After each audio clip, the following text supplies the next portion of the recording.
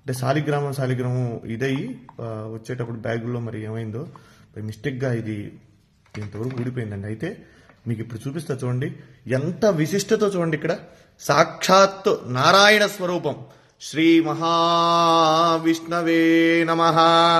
సశంఖ చక్రం సకిరీట కుండలం సపీత వస్త్రం సరసీరుహే క్షణం సహార వక్షస్థల శోభి కౌస్తుభం నమామి విష్ణుం శిరసా చతుర్భుజం.